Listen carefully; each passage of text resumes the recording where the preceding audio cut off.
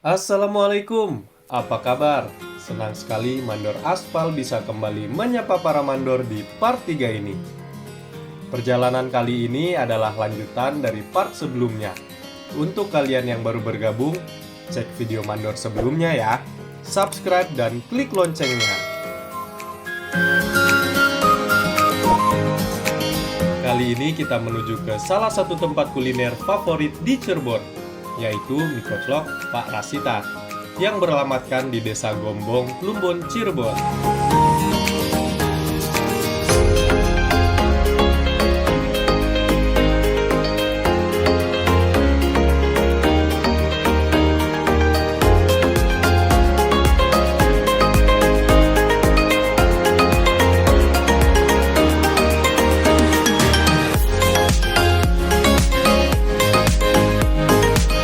Koclok adalah salah satu makanan khas Cirebon berupa mie kuning yang diberi kuah, ditaburi potongan ayam dan telur, serta bawang goreng. Makanan ini cocok sebagai makan siang maupun makan malam. Konon, mie koclok sendiri merupakan kepanjangan dari mie khasnya orang Cirebon yang lebih oke. Dari tampilannya, mie koclok mirip dengan mie celor asal Palembang. Cara memasaknya pun sama. Pertama, mie kuning direbus sebentar saja, lalu diberikan isian ayam kampung suwir, tauge, daun bawang, bawang goreng, dan telur rebus. Kemudian disiram dengan kuah kental yang rasanya manis dan gurih. Semua bahan yang ada dalam piring dengan rasa yang enak tercampur menjadi satu. Bikin nagih. Satu porsi cukup? Tentu tidak.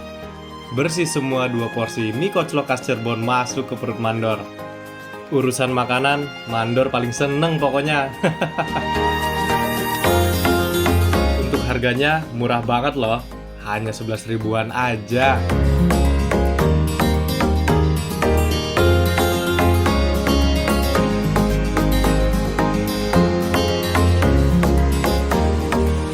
Setelah perut terisi dengan baik, mandor mau lanjut sholat zuhur dulu. Mumpung kita berada di Plumbon, mandor dan tim memutuskan untuk sholat di Masjid Al-Karomah.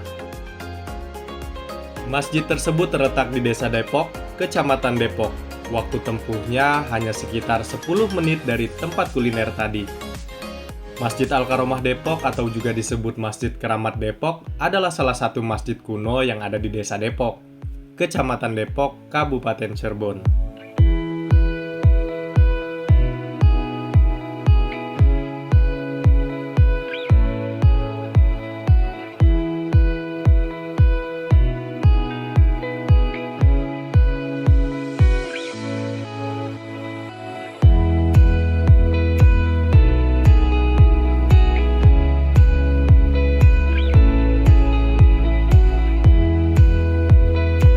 Lokasi masjid membelakangi Sungai Jamblang, sementara di depannya menghampar persawahan penduduk. Secara letak, bisa kita lihat Masjid Keramat Depok terbilang masih asri.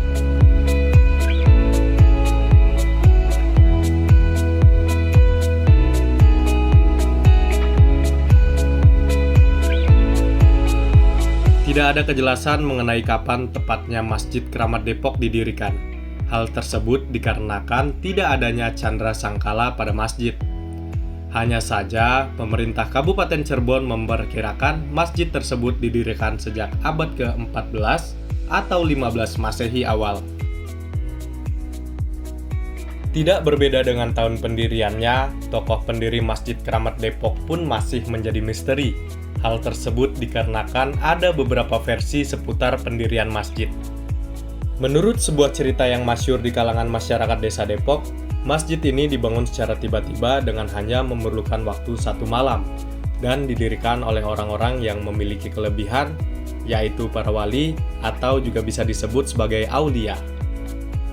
Hal ini dibuktikan dengan adanya batu yang berada di kawasan Masjid Depok yang sekarang berada di ruangan kedua masjid, yang menjadi tempat singgahnya para wali di tempat tersebut.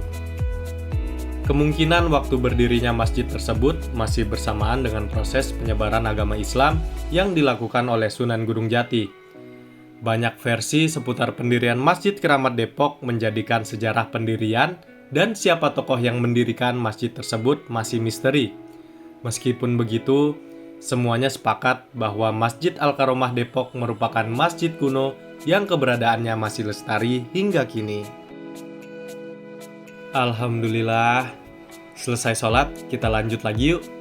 Sekarang kita akan menuju tempat wisata Plangon.